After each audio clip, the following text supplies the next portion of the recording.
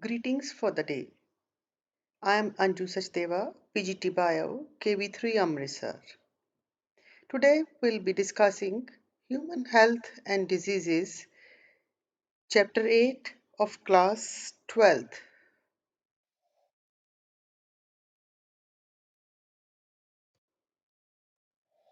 The learning outcomes of this chapter are common infectious diseases in man, bacterial, viral, protozoan, helminth, and fungal diseases, immunity and immune system, AIDS is transmission, life cycle of HIV and its prevention. Cancer types, causes, diagnosis and treatment. Drugs, their types and effects. Smoking, its effect and health problems related with it. Alcohol abuse, the types and effects. Adolescent and drugs. Today in this video, we'll be discussing only the first topic, that is the common infectious diseases in man. First of all, we must know what is health. Health doesn't simply mean absence of disease or physical fitness. Health is defined as a state of complete physical, mental, and social well being. And we all know when people are healthy, they are more efficient at work. This increases productivity and brings economic prosperity. Health also increases long life and it reduces infant and maternal mortality. Now, how we can maintain the good health? It is maintained by balanced diet, personal hygiene, and regular exercise. Now, in this slide, you can see what are the various factors to achieve the good health. First is the diet. One should take the balanced diet, which should comprise of the carbohydrates, protein, fats, vitamin, minerals, and one should avoid the junk food. Second important thing is the personal hygiene. Very important to keep good health. Third, exercise. And this slide, you must have guessed, yoga. We all know that yoga has been practiced since time immemorial to achieve physical and mental health.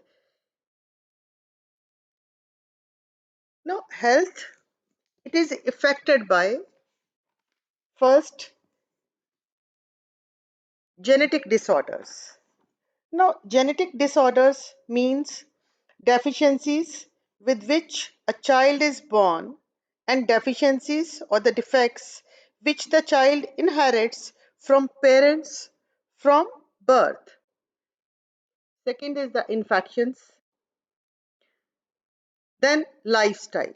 Now, this lifestyle includes the food, the water we take, rest, and the exercise that we give to our bodies.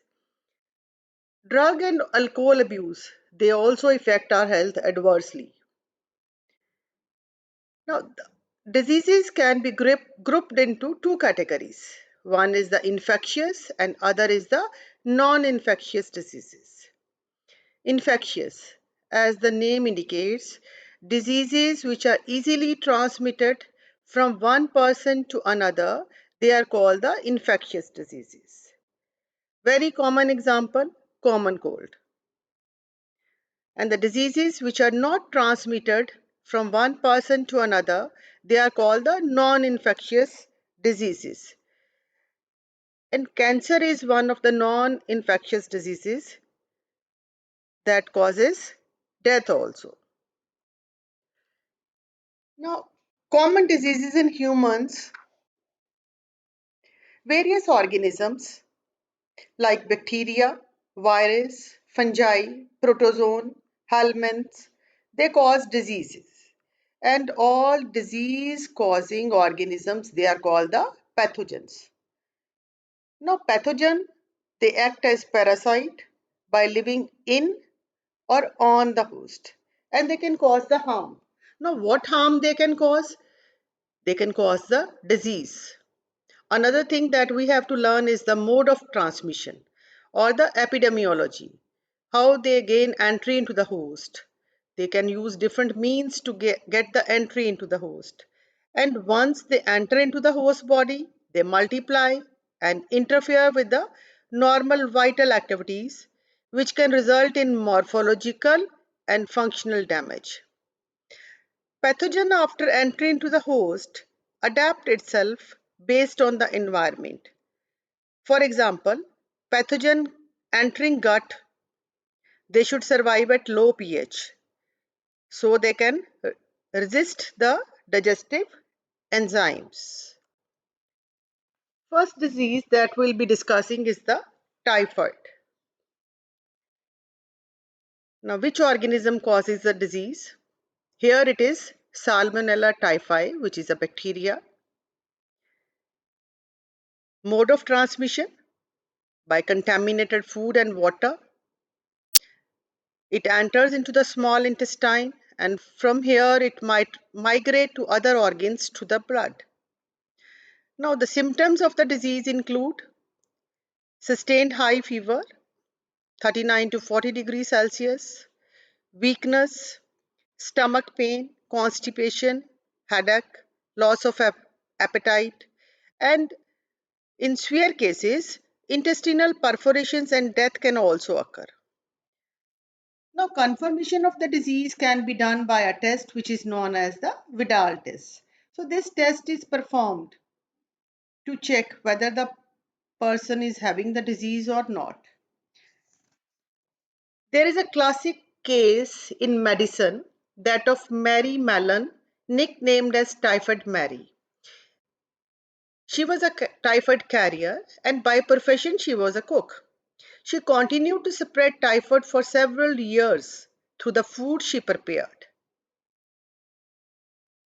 This slide is showing the Salmonella typhi bacteria, the mode of transmission, and the common symptoms that can occur because of this disease. Second disease is the pneumonia. Here the causative agent, it is Streptococcus pneumoniae and Haemophilus influenzae. The mode of transmission, it occurs by the inhalation of the droplets or the aerosols which are released by the infected person or by sharing the glasses and utensils with an infected person. Now, symptoms of the disease they cause infection in the respiratory tract. And then from the respiratory tract, the alveoli, they get infected. They get filled with the fluid and they causes severe problems in respiration. Here you can see the normal alveoli and here they are fluid filled when the person is suffering from the disease pneumonia. Other symptoms they include fever, chills, cough, headache, and in severe cases, the lips and the fingernails may turn grey to bluish in color. Next disease is the common cold. Common cold is caused by one group of viruses which is called the rhinovirus, and it is transmitted by the inhalation of the droplets of cough or sneeze of an infected person, or it can also occur by the contaminated objects such as pens, books, cups, doorknobs, computer keyboard, or the mouse and cause infection in a healthy person. The symptoms include infection of the nose and the respiratory passage but not the lungs, as in case of the pneumonia. Common cold, they shows symptoms like nasal congestion and discharge, sore throat, hoarseness, cough, headache, tiredness, and these symptoms usually last for 3 to 7 days. Next disease is a very common disease, malaria. The causative agent, it is Plasmodium vivax, Plasmodium malaria, or it can be Plasmodium falciparum. The most malignant malaria is caused by the Plasmodium falciparum, and it can be fatal also. It is transmitted by the bite of the female Anopheles mosquito. And the target organs, they are the red blood cells and the liver. Symptoms of the malaria, they include high fever, chills, sweating, dry cough, enlargement of the spleen, nausea, vomiting, back pain, muscular pain, and fever.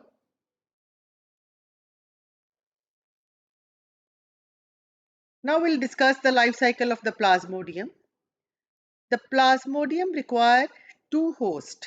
One is the human, the second host is the female Anopheles mosquito.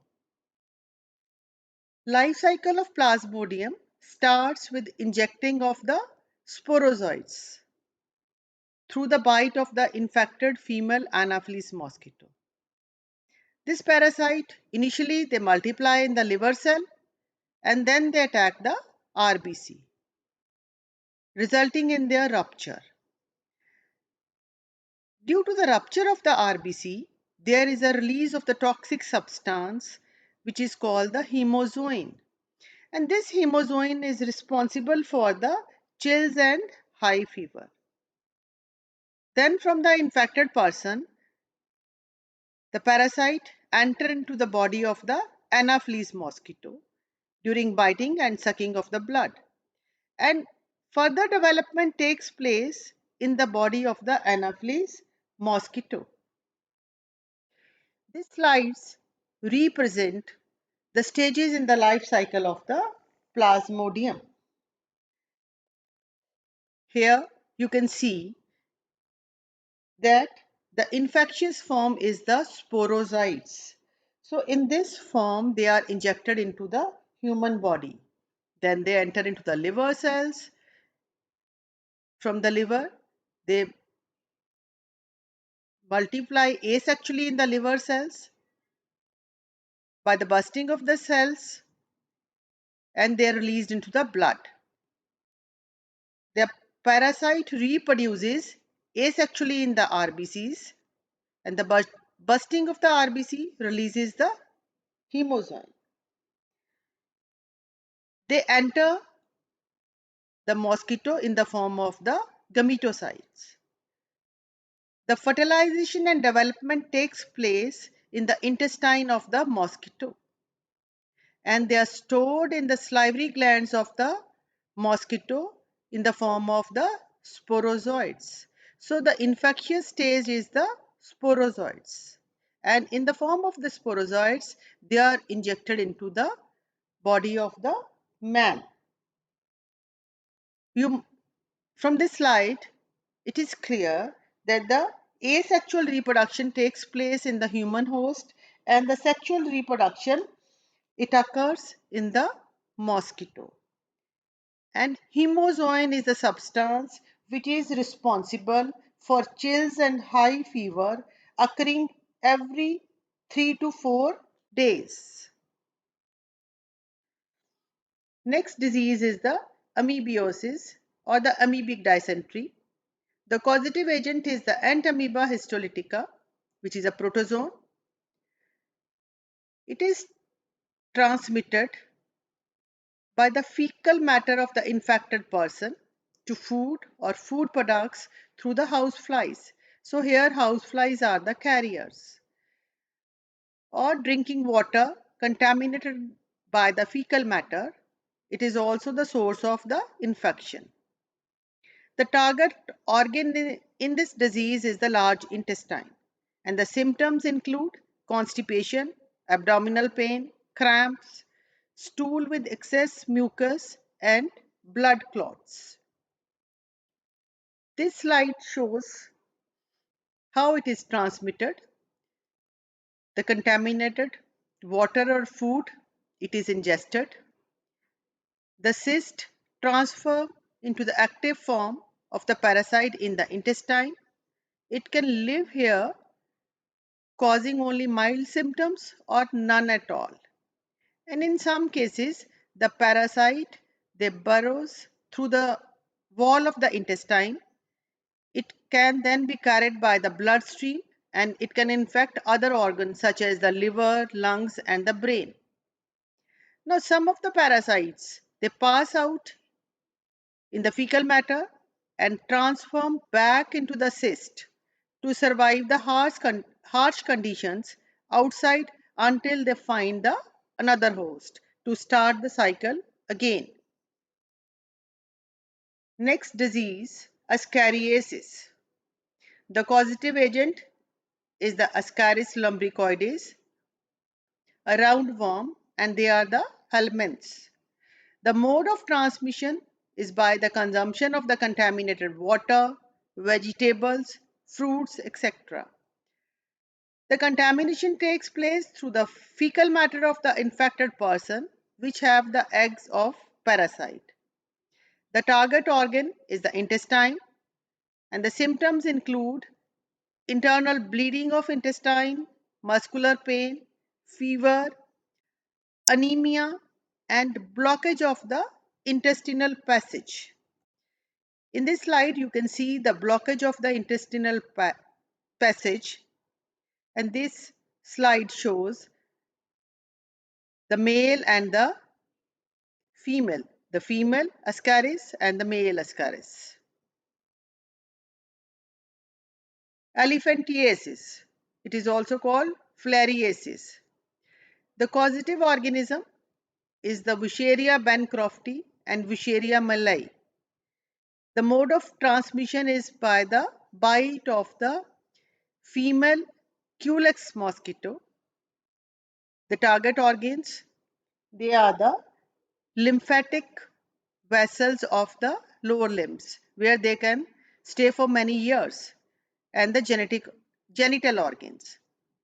The symptoms include chronic inflammation of the organs, lymphatic vessel which result in the appearance of the elephant-like legs, which give this disease its name elephantiasis, and deformation of the genital organs. This slide you can see the legs, they are swollen, they are elephant-like, which gives the disease its name elephantiasis. Next disease, ringworm. It is caused by a fungus, Microsporum, Trichophyton, and Epidermophyton. The mode of transmission, it is acquired from the soil or by using towels, clothes, or even the comb of the infected person. And heat and moisture, they enhances the growth of the organism. The target organs include skin, nails, fold of skin in groin and toes. And the symptoms include appearance of the dry, scaly lesions in skin, nail, and scalp. Lesions accompanied by intense itching.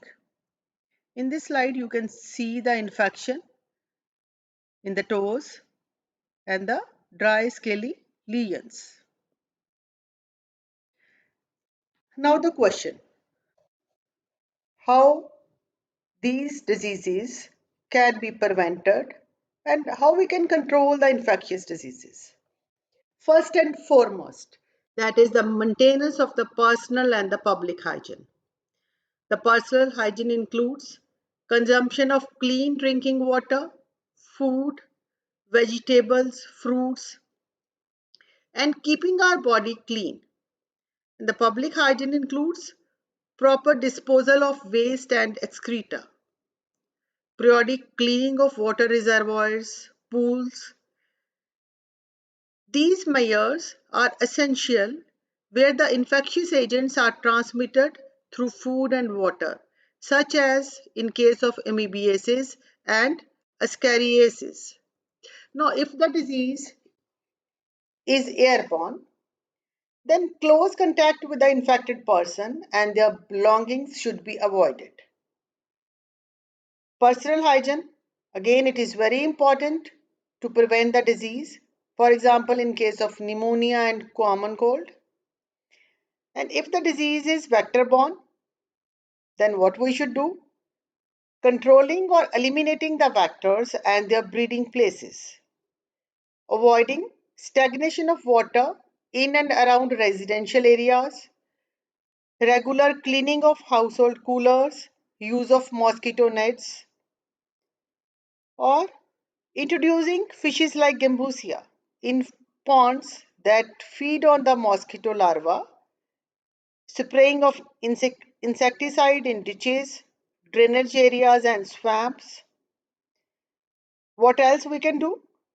Doors and windows to be provided with wire mesh so that the entry of mosquitoes can be prevented. So, in this way, we can control malaria, dengue, and chikungunya. Diseases can now be prevented by the use of the vaccines and the immunization. The vaccines have been used to eradicate smallpox, diphtheria, pneumonia, and tetanus. And by the use of biotechnology, we can make available newer and safer vaccines. And the discovery of antibiotics and various other drugs has also enabled us to effectively treat the infectious diseases. Some assignments. After watching the video, complete the assignments, write the causative organism and the mode of transmission of each of the following diseases: amoebiasis, malaria, ascariasis, pneumonia, typhoid. Draw the stages in the life cycle of Plasmodium and differentiate between the infectious and the non infectious diseases, giving examples. Happy learning!